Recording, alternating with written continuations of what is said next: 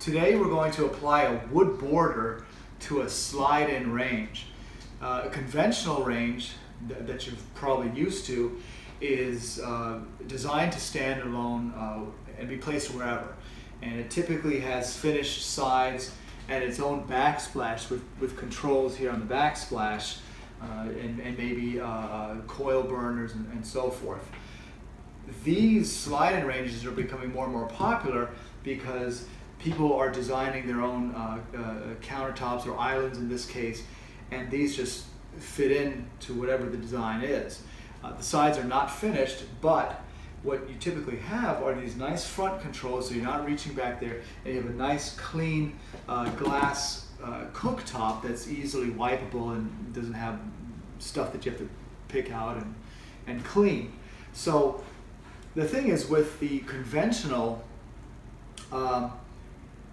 range, this was designed to fit anywhere, so you didn't have this cooktop overlapping. So what you would use wherever it was placed would be these crumb guards, and you can see the stem of the crumb guard sits in the gap between the range and the countertop, and just prevents, it closes up that gap. So your crumbs drop here, and you just toss them, right? It's very handy. But now with these slide-in ranges, there's a little bit of an overlap of the cooktop onto the countertop, but it's not enough, especially because there's going to be an ever so slight gap between the cooktop here and the countertop.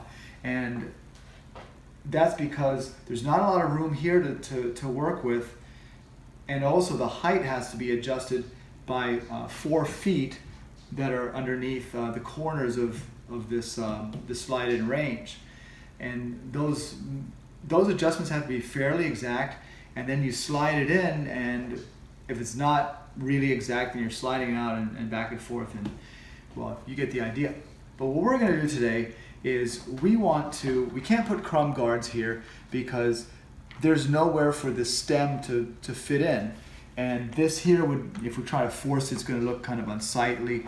So we're going to try and eliminate the problem of crumbs if they're getting knocked in through this little gap here, right? Or liquids for that matter. So to do this very easily, I went ahead and pre-measured and pre-cut these wood borders, and I'm just going to show you how to put them together.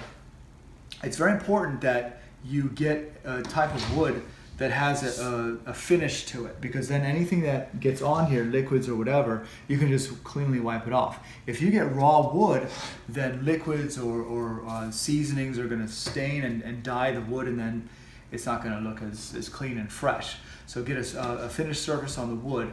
I went with a 1/2 inch thickness. If you want to be a little bit more exact, you can get a 1/4 inch thickness and do the same thing. But the first step of this, and you'll see why I went with a 1/2 inch, is to take like a crazy glue or a gorilla glue or something like that. And what we're going to do is we're going to just put it on the upper edge of this, because we actually don't want any of this adhesive getting onto the countertop. So I already did this part, and what I did when I secured this is I put pressure on both of these boards against this corner here of the cooktop. And I'm going to do the same thing here. So I'm going to just slide this glue over the top of that edge there, just in the very top, because some of it's going to come down anyway.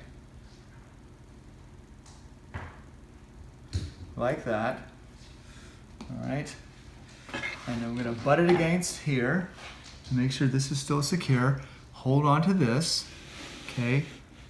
Butt it against here. And now with this secure here, we're going to put pressure this way.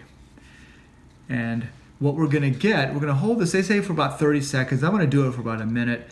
And what we're doing here is we're creating an exact fit of wood right around this cooktop. And so it's going to be really hard for anything to really get in there other than just pure liquids. And the pure liquids, I find, usually don't come from the top, people spilling stuff. It usually comes from people, the eaters. So people on the side, something spills over, and it tries to get into the side here of the border. And that's why this border here is going to absorb any liquids or greases that are coming in. Now, if you find that you want the sides to look cleaner or it becomes too unsightly, this is such an easy process. As you see what I'm doing here, you can just take out this border and do it again. However, if you had adhesive that was securing the border to the countertop, now it's harder to take off the border because you got to get the adhesive off, and the adhesive is going to leave a residue on the countertop. So if you ever were to change it or sell it or whatever, sell the place, then you'd have this unsightly adhesive. But here, everything is done based on the wood. Nothing is securing this wood to the countertop. So we let it sit there for maybe a little bit longer. But that's basically it. That's how you do it. So now it's easy to wipe up any spills off of here. No crumbs are going to get through the top here or the sides here. And you may get some liquids coming in from the side, but this is going to catch that. And if it stains the ½ inch of wood, who cares? And if you're really worried about it, you just take this off, replace it, do the process again. Very easy. All it costs you is a thing of wood here, which is not expensive, and a small bottle of Gorilla Glue, and you've now made a nice wood border across your around your slide-in range. And that's it. Simple.